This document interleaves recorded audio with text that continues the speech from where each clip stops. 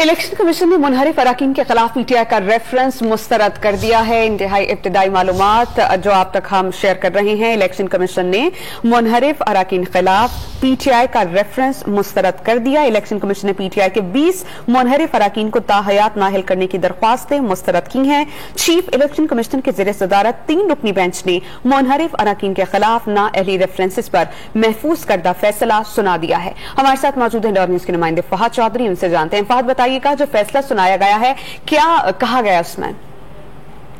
जी देखिए, chief election commissioner की सरबराही में 3 रुकनी कमीशन ने आज तहरीके इंसाफ की जानिब से जो 20 मुनहरिफ MNAs के खिलाफ रेफरेंस भिजवाया गया था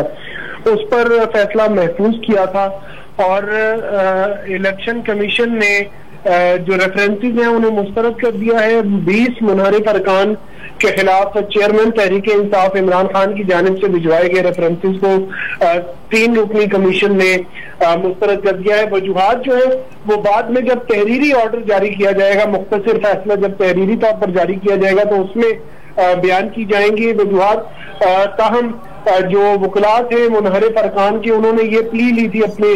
दलाइल के दौरान कि चूंकि पार्टी पॉलिसी की खिलाफ वर्जी नहीं की, वोट नहीं डाला अदम एतमाद की तहरीक में,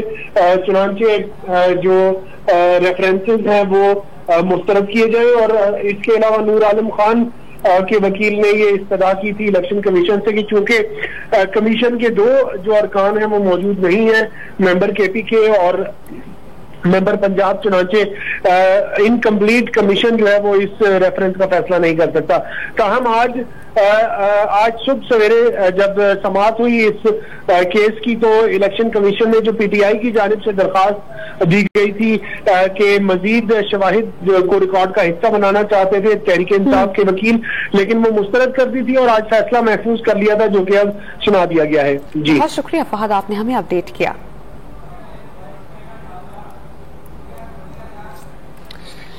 इलेक्शन कमीशन ने मुनहरिफ अराकीन के खिलाफ PTI का रेफरेंस मुस्तरद कर दिया है। इलेक्शन कमीशन ने PTI के 20 मुनहरिफ अराकीन को ताहयात नाहिल करने की दरख्वास्तें मुस्तरद कर दी। स्पीकर कौमी असम्बली ने 14 अप्रैल को नाअहली रेफरेंसेस चीफ इलेक्शन कमिश्नर को भिजवाए थे और अब ये खबर सामने आई है कि इलेक्शन कमीशन ने मुनहरिफ अराकीन के खिलाफ PTI का रेफरेंस मुस्तरद कर दिया है। आपको ये बता दें कि इलेक्शन कमीशन ऑफ पाकिस्तान ने PTI के 20 मुनहरिफ अराकीन को ताहयात नाअहल करने की दरख्वास्तों को मुस्तरद कर दिया है। चीफ इलेक्शन कमिश्नर की ज़ेरे सदारत 3 रुकनी बेंच ने मुनहरिफ अराकीन के खिलाफ नाअहली रेफरेंसेस पर फैसला महफूज किया था। इलेक्शन कमीशन ने आज नाअहली रेफरेंसेस पर महफूज करदा फैसला सुना दिया है। स्पीकर कौमी असम्बली ने 14 अप्रैल को नाअहली रेफरेंसेस चीफ इलेक्शन कमिश्नर को भिजवाए थे। इलेक्शन कमीशन ने 28 अप्रैल को नाअहली रेफरेंस पर पहली जो है समाअत की थी। इलेक्शन कमीशन ने नाअहली रेफरेंसेस पर टोटल 4 समाअतें की हैं और जो फैसला महफूज कर दिया था उसे आज सुना दिया गया है। इलेक्शन कमीशन ऑफ पाकिस्तान ने मुनहरिफ अराकीन के खिलाफ PTI का रेफरेंस मुस्तरद कर दिया है। हमारे साथ मौजूद हैं डॉर न्यूज़ के नुमाइंदे फहद चौधरी। फहद, इससे पहले जो गुज़िश्ता 4 समाअतें हुई हैं इसमें क्या कुछ होता रहा? जी देखिए, ये तहरीके इंसाफ के जो 20 मुनहरिफ अरकान कौमी असम्बली थे उनके खिलाफ रेफरेंसेस चेयरमैन तहरीके इंसाफ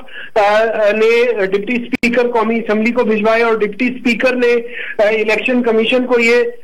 14 अप्रैल को फॉरवर्ड किए थे। 4 समाअतें हुई इन रेफरेंसेस पर और बुनियादी तौर पर जो पहली इब्तिदाई समाअत हुई उसमें जो है जो मुनहरिफ अरकान है उनको नोटिस जारी किए गए थे और उसके बाद वकालतनामे जमा कराए गए वकीलों की जानिब से और जो वकला थे मुनहरिफ अरकान के उन्होंने ये प्ली ली इलेक्शन कमीशन में कि सबसे पहले तो जो नाअहली है किसी रुकने कौमी असम्बली की वो पार्टी पॉलिसी की खिलाफ वर्जी पर उस सूरत में होती है जब पार्टी पॉलिसी के खिलाफ वोट दिया जाए अदम एतमाद की तहरीक में या तहरीके एतमाद की तहरीक में या मनी बिल जो कि फाइनेंस बिल होता है उसकी मंजूरी के लिए अगर पार्टी पॉलिसी की खिलाफ वर्जी की जाए तो ये कोई भी काम जो है ये इन अरकान ने नहीं किया और ये प्ली ली गई कि ताहाल ये जो अरकान हैं 20 ये अपोजिशन नशिस्तों पर बैठे हैं कौमी असम्बली में, चुनांचे इन रेफरेंसेस को मुस्तरद किया जाए। तहरीके इंसाफ की जानिब से जो वकील फैसल चौधरी थे انہوں نے یہ پلی لی کہ چونکہ یہ جو ارکان ہیں یہ پارٹی پالیسی سے انحراف کر چکے ہیں اور یہ کسی اور جماعت میں شامل ہونے جا رہے ہیں، چنانچہ ان کو جو ہے وہ تحریک انصاف کی نشستوں پر جو ہے ایم این اے نہ رہنے دیا جائے، ان کو آرٹیکل 63A کے تحت نااہل کیا جائے. لیکن الیکشن کمیشن نے آج اپنے فیصلے میں یہ کہا کہ 63A کے تحت جو ہے وہ نااہلی نہیں ہو سکتی ان ارکان کی، اور چونکہ ان کا جو ہے وہ انہوں نے پارٹی پالیسی سے انحراف نہیں کیا عملی طور پر، چنانچہ یہ ریفرنسز جو ہے انہیں مسترد کیا جاتا ہے. اچھا فہد، چونکہ انہوں نے تحریک عدم اعتماد کا حصہ نہیں بنے، کیونکہ اس سے پہلے آپ نے جیسے فائنانس بل کا ذکر کیا، بیسیکلی بات تحریک عدم اعتماد کی تھی، انہوں نے ووٹنگ نہیں کی اور اس وجہ سے یہ کہا رہا ہے کہ انہوں نے پارٹی پالیسی کی خلاف ورزی نہیں کی، لہٰذا یہ پی ٹی آئی کے ہی ممبران رہیں گے. جی بالکل، میں نے جیسے آپ کو بتایا جو پلی لی تھی ان کے وکلاء نے کہ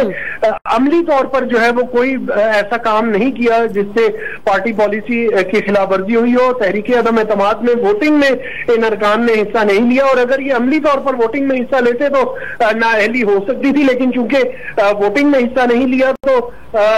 کسی کی نیت پر جو ہے کسی کے ارادے پر آپ اس کو نااہل نہیں کر سکتے جب تک کہ وہ عملی طور پر آئین کی یا قانون کی خلاف ورزی نہ کرے. جی اچھا فہد چودھری، اب یہ بتائیے کہ اگر کوئی ایکشن لینا ہو تو پارٹی لے سکتی ہے ان اراکین کے خلاف؟ جی نہیں، میں آپ کو ایک مثال دوں گا کہ گزشتہ اسمبلی میں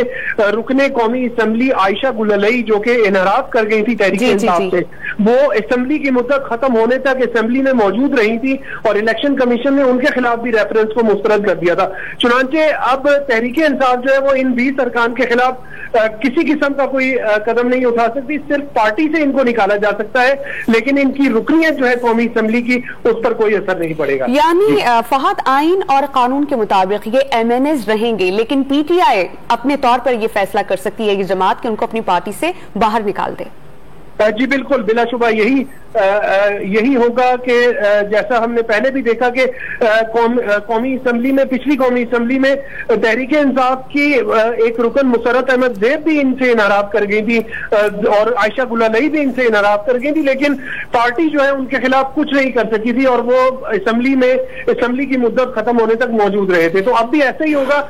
زیادہ سے زیادہ پارٹی جو ہے وہ انہیں شو کاز نوٹس جیسے پہلے جاری کیے تھے اب دوبارہ نوٹس جاری کر کے پارٹی سے نکال سکتی ہے، لیکن ان کی رکنیت جو ہے وہ اچھا فہد، میں یہی آپ سے جاننا چاہ رہی ہوں کہ ایسے میں کسی بھی ایم این اے کی پوزیشن بنتی کیا ہے کہ اگر وہ کسی پارٹی سے وابستگی رکھتے ہوں اور وہ پارٹی انہیں نکال دے؟ ماضی میں کیا کوئی ایسی مثال ملتی ہے کہ کسی ایم این اے کو نکال دیا ہو؟ ایسے میں اگر اس نے بینچز کا انتخاب کرنا ہو تو وہ کن بینچز پر بیٹھے گا پارلیمنٹ میں؟ جی دیکھیے، یہ میں نے پہلے بھی جیسے بتایا کہ یہ ایگزامپلز موجود ہیں، پہلے بھی ایسا ہوتا رہا ہے کہ کسی بھی اصولی وجہ کی بنا پر جو ہے کوئی اگر ایم این اے اپنی پارٹی سے انحراف کر جاتا ہے تو